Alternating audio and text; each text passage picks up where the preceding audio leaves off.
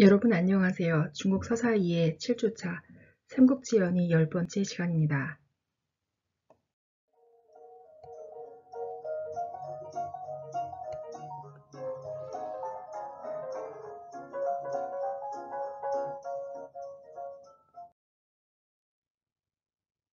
이번 시간에 공부하면서 생각해 볼 문제입니다. 삼국지 연의가 오랜 세월 동안 사랑받는 이유에 대해 생각해 봅시다.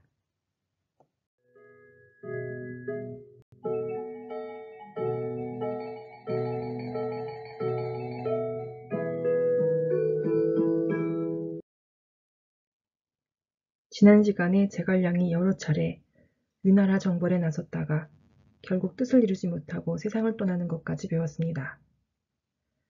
제갈량이 죽은 후 삼국지 영웅들은 이제 사마의의 이야기가 남았군요.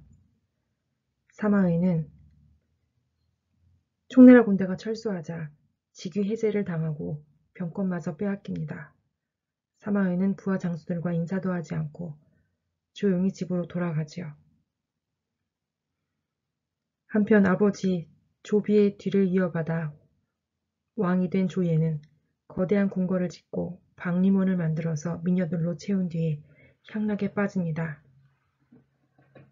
부인인 모황후가 경계하고 주의를 주자 조예는 질투가 심하다는 이유로 극약을 내리고 자결하도록 하지요.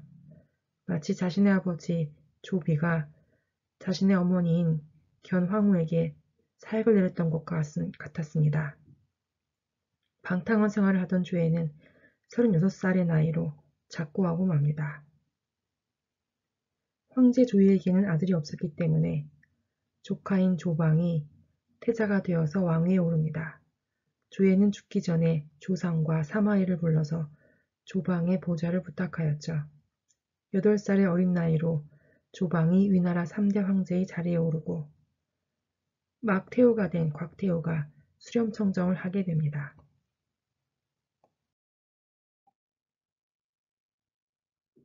8살의 어린 나이에 아무것도 모르는 황제를 보좌하게 된 조상은 권력을 장악하고 조씨 가문의 사람들이 모두 요직을 차지하게 합니다. 조상은 선제 조예의 재산과 궁인들까지 모두 차지하고 방탕한 생활을 지속합니다. 조상이 한 가지 마음에 걸리는 것은 사마의였습니다. 조상은 사마의를 경계해서 그에게 병권도 실권도 없는 태부라는 직책을 주었고 사마의는 집에서 칩거하면서 지냅니다. 조상이 사마의의 동태를 염탐하기 위해 사람을 보내자 사마의는 병에 걸린 모습을 보였습니다. 대소변도 못 가리고 사람도 알아보지 못하면서 침을 흘리는 모습을 보자 염탐꾼은 안심을 하고 돌아가서 아뢰었죠.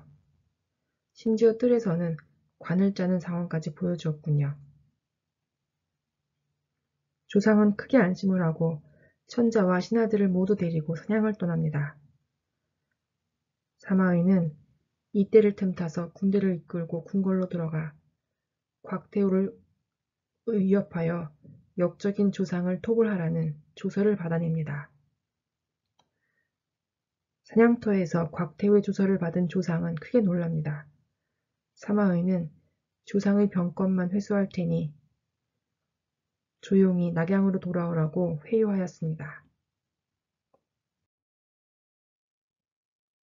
그러나 기왕에 군대를 일으킨 사마의가 조상을 그대로 둘 리는 없었습니다.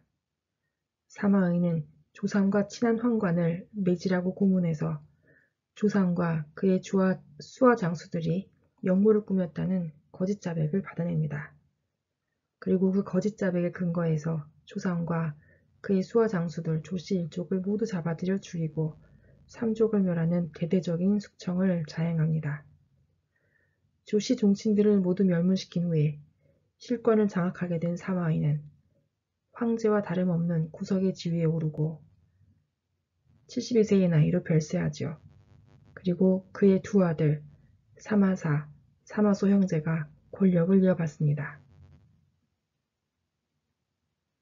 사마사는 황제인 조방을 우습게 여기고 권력을 마구 휘둘렀습니다. 조방은 사마사를 죽일 계획으로 장인인 장집을 은밀히 불러서 밀서를 전하였죠. 그러나 사방에 눈이 많았기 때문에 사마사는 얼른 알아채고 장집의 밀서를 가로챕니다. 그리고 병사들을 시켜 조방의 부인인 장황후를 목 졸라 죽이도록 하죠.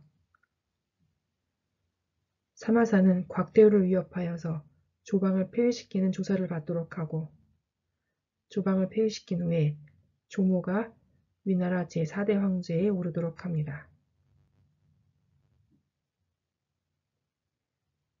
관국엄이 반기를 들어 사마사를 공격해오자 사마사는 관국엄과 싸우다가 그만 왼쪽 눈에 화살을 맞고 그것이 크게 번져 병사하고 말았습니다. 권력을 잡은 것이 무척 짧았군요. 사마사가 죽자 동생인 사마소가 권력을 이어받습니다. 사마소는 위 황제 조모로부터 천자와 다름없는 구석의 지위를 하사받고 권력을 독점합니다. 위 황제 조모는 사마소의 전횡을 견디다 못해 경문을 써서 장수들을 모으고 사마소를 공격하려고 합니다. 그러자 사마소는 성제를 시켜 황제를 죽이도록 하였죠. 그러나 성제가 정말로 황제를 시해하자 사마소는 그 죄를 성제에게 뒤집어 씌우고 성제를 능지처참한 후에 일족을 멸문합니다. 황제마저 시해한 사마소는 새로운 황제로 조환을 옹립합니다. 조환이 바로 위나라 마지막 황제 원제입니다. 이렇게 위나라에서 조씨 황제들이 연이어 사마씨 가문에 농락당하고 있을 때 오나라는 어떻게 되었을까요? 사무엘가 죽은 다음해 252년 오나라 황제 송건도 71세의 나이로 작고합니다. 그리고 그 아들 손량이 오나라 제2대 황제에 오르게 됩니다.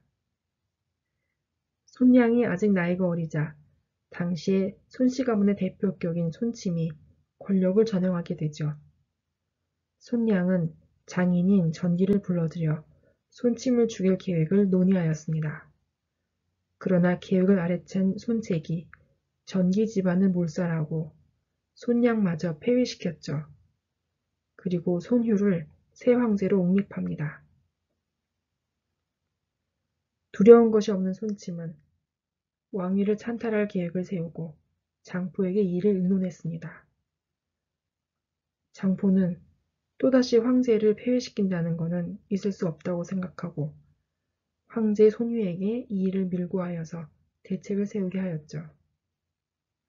그리고 노장군 정봉이 종묘의 제사를 지내러 손침이 입궐할 때 손침의 목을 베어 죽이도록 합니다.